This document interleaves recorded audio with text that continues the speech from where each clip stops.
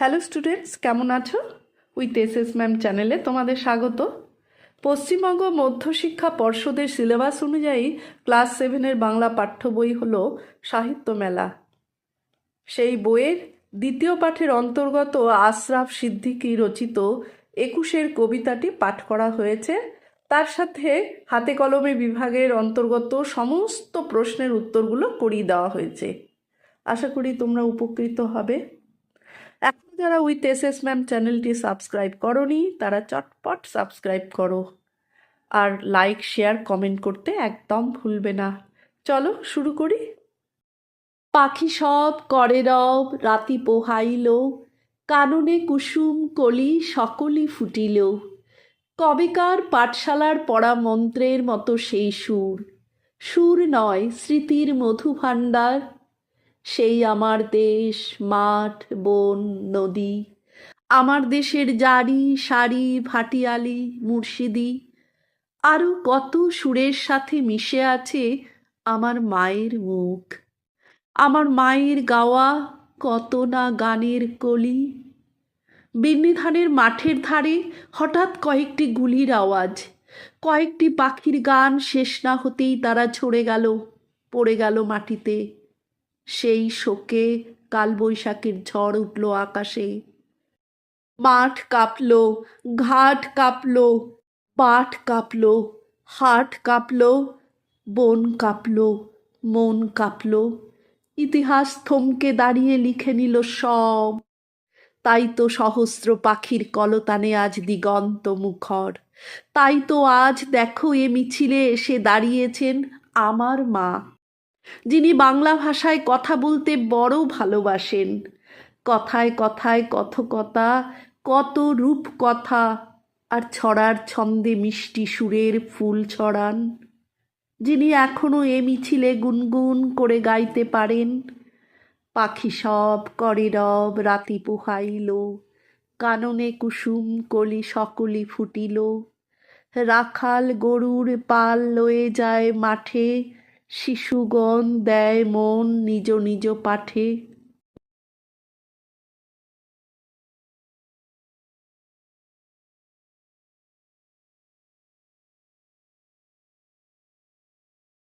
আশরাফ সিদ্দিকীর জন্ম 1927 সালে। জন্ম টাঙ্গাইলে। বাংলাদেশের বিশিষ্ট কবি ও লেখক এবং খ্যাতনামা লোকতত্ত্ববিদ। পাক্ষিক মুকুল পত্রিকা সম্পাদক ছিলেন। তার রচিত কাব্যের মধ্যে উল্লেখযোগ্য বিষকন্যা, উত্তর আকাশের তারা, কাগজের নৌকা প্রভৃতি। ভাষা আন্দোলন এবং ভাষা শহীদ দিবস। 1947-এ স্বাধীনতা পাবার পর তৎকালীন ভারতবর্ষকে দুটো দেশে ভাগ করে দেওয়া হয়, ভারত ও পাকিস্তান। পাকিস্তান দেশটাকে গড়া হয় ভারতবর্ষের পূর্ব ও পশ্চিম দিকের অংশ নিয়ে, যাদের মধ্যে ভৌগোলিক কিংবা ভাষা সংস্কৃতিগত কোনো যোগাযোগ ছিল না। এই দেশের মূল শাসনের ভার পড়ে পশ্চিম পাকিস্তানের ওপর। ফলস্বরূপ পূর্ব পাকিস্তানেও বাংলার বদলে উর্দুকে রাষ্ট্রীয় ভাষা হিসাবে চালানোর চেষ্টা চলে। মাতৃভাষার প্রতি ভালোবাসা ও দায়বদ্ধতায় উত্তাল হয়ে ওঠে পূর্ববঙ্গ তথা পূর্ব পাকিস্তান। 1952-র 21শে ফেব্রুয়ারি ঢাকা বিশ্ববিদ্যালয় ও মেডিকেল কলেজের ছাত্র ও বুদ্ধিজীবীদের একটি শান্তিপূর্ণ মিছিলে খাজা নাজিমুদ্দিন সরকারের পুলিশ গুলি চালায়। মারা যান আব্দুল সালাম, রফিক উদ্দিন আহমেদ, শফিউর রহমান, আব্দুল বরকত এবং আব্দুল জব্বার। এরাই প্রথম ভাষা শহীদ। এদের মৃত্যু পরবর্তী সময়ে গণ আন্দোলন তুঙ্গে ওঠে এবং 1971-এ স্বাধীন জনপ্রজাতন্ত্রী বাংলাদেশের আত্মপ্রকাশের মধ্যে দিয়ে এই আন্দোলন সমাপ্ত হয়। 1999-এর 17ই নভেম্বর ইউনেস্কো 21শে ফেব্রুয়ারি দিনটিকে আন্তর্জাতিক ভাষা দিবস এবং আন্তর্জাতিক মাতৃভাষা দিবসের মর্যাদা দেয়।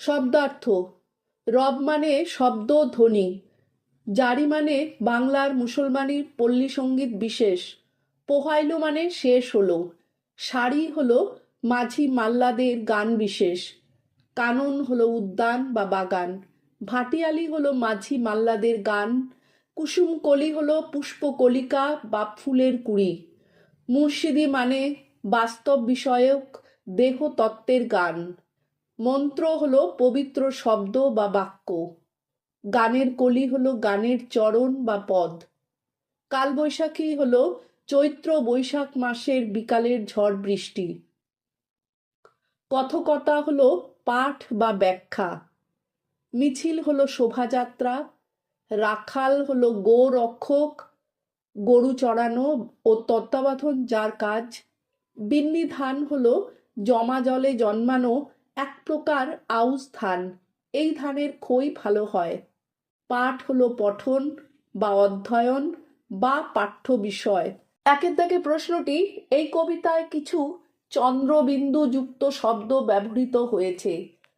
কাঁপল এবং দাঁড়িয়েছেন, প্রসঙ্গত দুটি শব্দই ক্রিয়া। চন্দ্রবিন্দু দিয়ে শুরু এমন 5টি অন্য ক্রিয়া ব্যবহার করে 5টি বাক্য লেখো। একটি করে দেওয়া হলো হাঁটা। তেমনি এখানে হবে খোঁজ, বাঁচা, আঁকা, বাঁধা, গাঁথা। আঁকা দিয়ে হতে পারে তমালবাবু ছবিটা খুব সুন্দর এঁকেছেন, বাঁধা হলো চুলটা খোলা না রেখে বিনুনি বাঁধো, গাঁথা হবে রাজমিস্ত্রি ইট দিয়ে বাড়িটা গাঁথছেন, বাঁচা হবে নীরব দেহে দীর্ঘদিন বাঁচুন, খোঁজ হতে পারে হাত গুটিয়ে না থেকে বিড়ালটাকে খোঁজো। 2-এর দাগে প্রশ্নটি, গুনগুন। মৌমাছি যেভাবে ডানার একটানা আওয়াজ করে তাকে গুনগুন বলে। বাস্তব ধ্বনির অনুকরণে তৈরি হওয়া এই ধরনের শব্দকে বলে অনুকারী বা ধনাত্মক শব্দ। নিচে কয়েকটি ধনাত্মক শব্দ শিখে নিতে পারবে। যেমন পাখা বনবন করে ঘুরছে, মাছিটা ভন ভন করে উড়ছিল, হাওয়া শনশন করে বইছে, নদী চলছে কলকল করে, কাচের বাসনগুলো ঝনঝন করে ভেঙে গেল, বাজ পড়ল কড়কড় শব্দ করে, পটকা ফাটছিল দুমদাম করে, বৃষ্টি পড়ছিল ঝরঝর করে, কাগজটা ফরফর করে ছিঁড়ে গেল, কয়েকটা তাল পড়ল ধূপধাপ করে। 3-এর দাগে প্রশ্নটি, আমার মায়ের গাওয়া কত না গানের কলি। এখানে মায়ের গাওয়া শব্দ বন্ধটি একটি বিশেষণের কাজ করছে। এরকম আরো অন্তত 5টি তৈরি করো। একটি করে দেওয়া হলো মায়ের দেওয়া মোটা কাপড়। তেমনি এখানে 5টা হতে পারে বাবার শেখানো গান, বন্ধুর লেখা চিঠি, ভাইয়ের দেওয়া উপহার, চাষির ফলানো শস্য, বোনের বানানো সোয়েটার। 4-এর দাগের প্রশ্নটি, নিচের বিশেষ্যগুলোকে বিশেষণে ও বিশেষণগুলোকে বিশেষ্যে পরিবর্তন করে বাক্য রচনা করো। সুর, সুর হলো বিশেষ্য, সুরেলা হবে বিশেষণ। মেয়েটির গানের গলা বেশ সুরেলা। দেশ হলো বিশেষ্য, দেশি হবে বিশেষণ। দেশি খাঁটি দুধ এখন পাওয়া যায় কম। মাঠ হবে বিশেষ্য, মেঠো হবে বিশেষণ। সে মেঠো পথে হাঁটছে। বন হবে বিশেষ্য, বন্য হবে বিশেষণ। বন্য জন্তুরা হিংস্র হয়। মিষ্টি হলো বিশেষ্য, মিষ্টতা হলো বিশেষণ। কথায় মিষ্টতা না থাকলে লোকে তাকে পছন্দ করে না। মুখর হবে বিশেষণ, মুখরতা হলো বিশেষ্য। জায়গাটা বাচ্চাদের মুখরতায় জমজমাট। ইতিহাস হলো বিশেষ্য, ঐতিহাসিক হলো বিশেষণ। ঐতিহাসিক স্থান দেখতে ভালো লাগে। ফুল হলো বিশেষ্য, ফুলেল হলো বিশেষণ। ফুলেল গন্ধ তেল মাথায় মাখো। 5-এর দাগের প্রশ্নটি, রথ শব্দটিকে একবার বিশেষ্য এবং একবার ক্রিয়া হিসাবে দুটো আলাদা বাক্যে ব্যবহার করে দেখাও। রব বিশেষ্য, পাখি সব করে রব। রব আবার ক্রিয়া, আমি পৃথিবীতে যতদিন রব ভালো কাজ করে যাব। কলি কাল হিসাবে এখন কলিযুগ চলছে, আবার কলি গানের চরণ হিসাবে গানটির 2-1 কলি গাও। সুর একটা হলো দেবতা, পুরাকালে অনেক সুর ও অসুর ছিলেন, আর সুর হলো গানের উপযোগী কণ্ঠস্বর, তার গলায় সুর আছে। পাল একটা হলো দল, ভেড়ার পাল মাঠে ঘাস খাচ্ছে। আর একটা পাল মানে হলো পালক বা রক্ষক। আমাদের নগরপাল সবার ভালো মন্দ দেখাশোনা করেন। 7 দাগে প্রশ্নটি, মুখ শব্দটিকে 5টি আলাদা অর্থে ব্যবহার করে 5টি আলাদা বাক্য লেখো। মুখ একটা হবে ভাষণ অর্থে। মন্ত্রীরা মুখে বড় বড় কথা বললেও কাজে কম দক্ষতা দেখায়।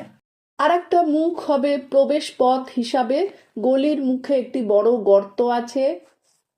মুখ শরীরের অঙ্গ অর্থে, সোমার মুখটা ভারী সুন্দর। মুখ দিক অর্থে, শোবার ঘরের মুখ দক্ষিণ দিকে রাখো। মুখ ঝগড়া অর্থে, মেয়েটির খুব মুখ আছে। 8 থেকে প্রশ্নটি, প্রত্যয় নির্ণয় করো। কথকতা, কথক যোগ তা, এটা ভাবার্থে হতে পারে। মুর্শিদি, মুর্শিদ যোগ রশ্মি। মুখর, মুখ যোগ বয়শূন্য র। পোহাইলো, পোহা যোগ ইলো। ভাটিয়ালি, ভাটিয়াল যোগ রস্যই। 9 থেকে প্রশ্নটি, নিম্নরেখ অংশগুলোর কারক বিভক্তি নির্ণয় করো। 9-1 পাখি সব করে রব। পাখি এখানে কর্তৃকারকে শূন্য বিভক্তি। 9-2 কাননে কুসুমকলি সকলে ফুটিল। কাননে হবে অধিকরণ কারকে এ বিভক্তি। 9-3 তাই তো সহস্র পাখির কলতানে আজ দিগন্ত মুখর। দিগন্ত হবে কর্মকারকে শূন্য বিভক্তি। 9-4 তিনি বাংলা ভাষায় কথা বলতে বড় ভালোবাসেন। এখানে কথা হবে কর্মকারকে শূন্য বিভক্তি। 9-5 রাখাল গরুর পাল লয়ে যায় মাঠে। এটা কর্তৃকারকে শূন্য বিভক্তি। 10 দাগে প্রশ্নটি, একটি দুটো বাক্যে উত্তর দাও। 10-1 পাখি সব করে রব। উদ্ধৃতাংশটি কার লেখা, কোন কবিতার অংশ? কবিতাটি তার লেখা কোন বইতে রয়েছে? উদ্ধৃত অংশটি মদনমোহন তর্কালঙ্কার লিখিত 3 খণ্ডে সমাপ্ত শিশু শিক্ষা থেকে গৃহীত। কবিতাটির নাম প্রভাত বর্ণন। 10-2 এই পংক্তিটি পাঠের সুরকে মন্ত্রের মতো বলা হয়েছে কেন? পংক্তিটি উচ্চারণ করার সময় মনের মধ্যে মন্ত্র পাঠের মতো স্বর্গীয় অনুভূতি জাগে, তাই পাখি সব করে রব সুরকে মন্ত্রের মতো বলা হয়েছে। 10-3 এই সুরকে কেন স্মৃতির মধুভাণ্ডার বলা হয়েছে? তা কবির মনে কোন স্মৃতি জাগিয়ে তোলে? এই সুরকে কবির স্মৃতির মধুভাণ্ডার বলা হয়েছে কারণ এই সুর পাঠ করলে কবির শৈশবে পাঠশালায় কবিতাটি পড়ার স্মৃতি, মনের মধ্যে সুখকর অনুভূতির সৃষ্টি হয়। কবির মনে শৈশবের মাঠ ঘাট বন নদী ও বিভিন্ন গানের সুরের কথা ভেসে ওঠে।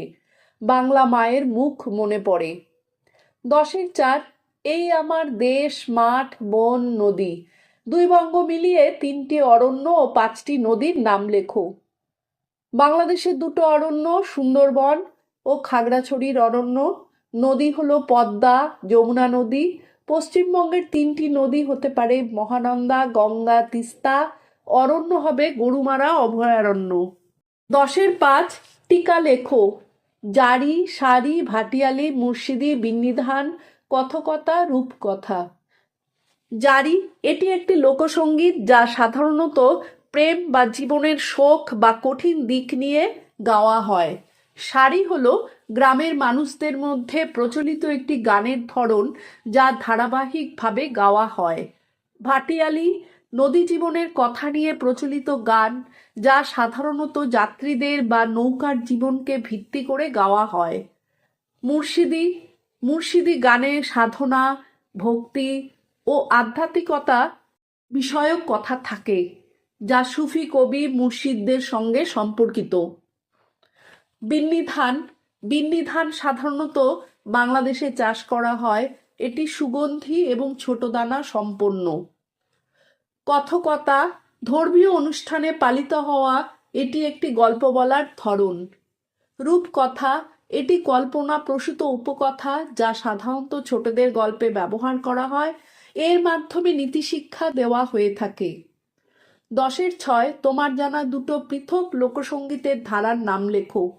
আমার জানা দুটো পৃথক লোকসঙ্গীতের নাম হলো পল্লীগীতি ও বাউল। 10-7 ইতিহাস থমকে দাঁড়িয়ে লিখে নিল সব। সব বলতে এখানে কি কি বোঝানো হয়েছে? উত্তর হবে মাঠ, ঘাট, বাট, হাট, বন, সর্বত্র জেগে ওঠা মানুষের ক্ষোভ এবং প্রতিবাদ লিখে নিল। ভাষা আন্দোলনের প্রতিটি খুঁটিনাটি বিষয় লিখে নিল। পূর্ব পাকিস্তানের সেনাদের গুলিতে বিপ্লবী তরুণদের মৃত্যু ভাষার অধিকার রক্ষার লড়াইয়ে সেই সব গল্প ইতিহাস থমকে দাঁড়িয়ে লিখে নিল। 10-8 তাই তো সহস্র পাখির কলতানে আজ দিগন্ত মুখর। সহস্র পাখি কাদের বলা হয়েছে? উত্তর হবে উর্দুকে বাংলাদেশের রাষ্ট্রভাষা হিসাবে চাপিয়ে দেওয়ার প্রতিবাদে একসময় বাংলার মানুষজন প্রতিবাদ জানিয়ে রুখে দাঁড়িয়েছিল। এই মানুষজনদের সহস্র পাখি বলা হয়েছে।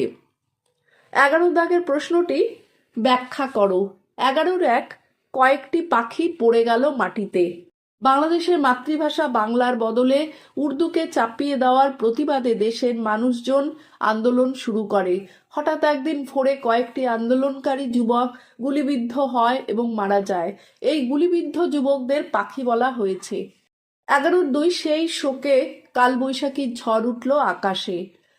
উত্তর হবে মাতৃভাষার প্রতি ভালোবাসা ও দায়বদ্ধতায় উত্তাল হয়ে ওঠে পূর্ববঙ্গ তথা পূর্ব পাকিস্তান। 1952-র 21শে ফেব্রুয়ারি ঢাকা বিশ্ববিদ্যালয় ও মেডিকেল কলেজের ছাত্র ও বুদ্ধিজীবীদের একটি শান্তিপূর্ণ মিছিলে খাজা নাজামুদ্দিন সরকারের পুলিশ গুলি চালায়। মারা যান কয়েকজন যুবক।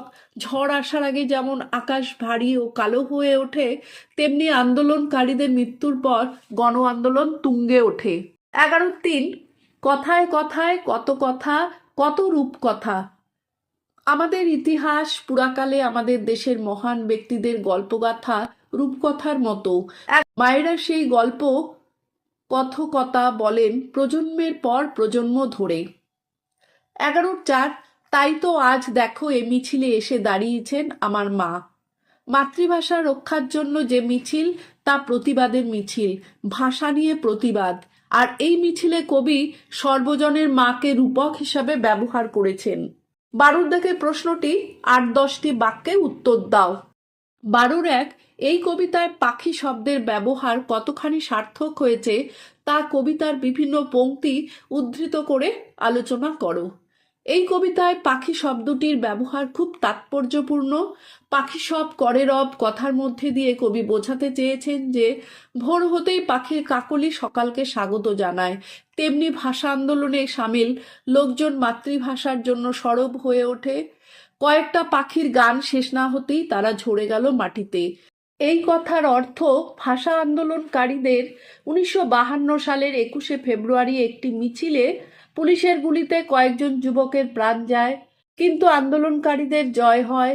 উর্দুর পরিবর্তে মাতৃভাষা হিসাবে বাংলা ভাষাকেই মর্যাদা দেওয়া হয়। তাই তো কবি বলেছেন, তাই তো সহস্র পাখির কলতানে আজ দিগন্ত মুখর। আন্দোলন করে শেষ পর্যন্ত মাতৃভাষা ফিরে পায়। পুরো কবিতাটিতে যেন পাখি একটা গুরুত্বপূর্ণ ভূমিকা নেয়। 12-2 কবিতাটির নামকরণের সার্থকতা বিচার করো।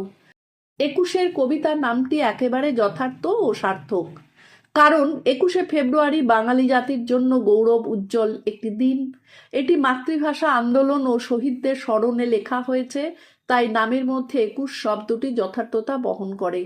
কবিতায় 21-এর আন্দোলনের প্রতিটি মুহূর্তের বোধ, বিলাপ ও সংগ্রামের ভাবাবেগ ফুটে উঠেছে, যা নামের মাধ্যমে স্পষ্টভাবে বোঝা যায়। 13 দাগের প্রশ্নটি শুধু মাতৃভাষার প্রতি শ্রদ্ধা ও দায়বদ্ধতার প্রকাশ নয়, এই কবিতায় রয়েছে আবহমানের ও অমরতার প্রতি বিশ্বাস। পাঠ্য কবিতাটি অবলম্বনে উপরের উদ্ধৃতিটি আলোচনা করো। 21-এর কবিতায় মাতৃভাষার প্রতি যেমন শ্রদ্ধা এবং দায়বদ্ধতার প্রকাশ দেখা গেছে, তেমনি এই কবিতায় রয়েছে আবহমানের ও অমরতার প্রতি বিশ্বাস। কেননা কবিতা শুরু এবং শেষ হয়েছে পাখি সব করে রব, রাতি পোহাইল, কাননে কুসুম কলি সকলে ফুটিল দিয়ে। প্রকৃতির এই অনুষঙ্গ আবহমান কালের। আবার মাতৃভাষার মিছিলে মাতৃভাষাকে মা হিসাবে কল্পনা করা হয়েছে, তা আসলে অমরতাকেই প্রমাণ করে। কেননা মায়ের সঙ্গে যেমন সন্তানের নারীর যোগ, ঠিক তেমনিভাবে ভাষার সঙ্গে মানুষেরও প্রাণের যোগ। এই সংযোগ আবহমান কালের। মাতৃভাষা আন্দোলনে শহীদদের শোকে মানুষ যেমন শোকার্ত, তার পাশাপাশি প্রকৃতিও একই সঙ্গে শোকার্ত। প্রকৃতির সঙ্গে এই অনুষঙ্গ আবহমান কালের ছবি আঁকে। 14 দাগের প্রশ্নটি, মনে করো তুমি এমন এক জায়গায় দীর্ঘদিনের জন্য যেতে বাধ্য হয়েছ যেখানে কেউ তোমার মাতৃভাষা বোঝেন না। নিজের ভাষায় কথা বলতে না পারার যন্ত্রণা জানিয়ে বন্ধুকে একটা চিঠি লেখো। আমি একটা লিখে দিয়েছি, তোমরা নিজেদের মতো করেও লিখতে পারো। রোহিত পাল, নাগাল্যান্ড। ভাই অশোক, কেমন আছো?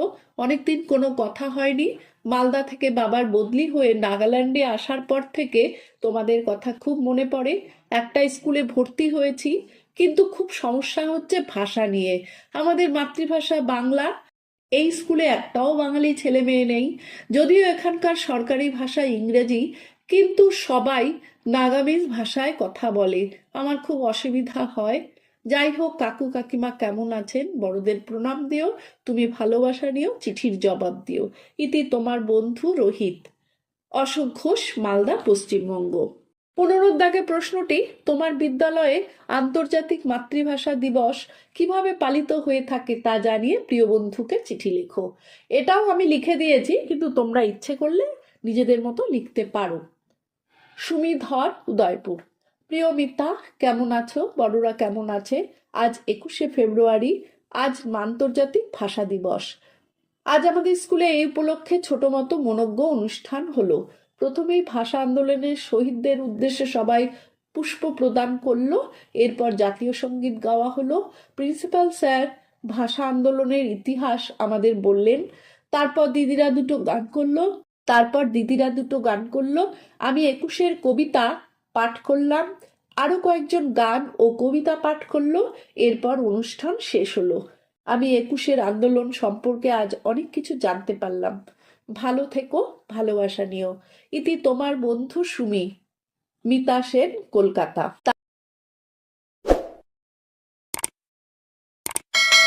আজ তাহলে এখানেই শেষ করছি। টাটা।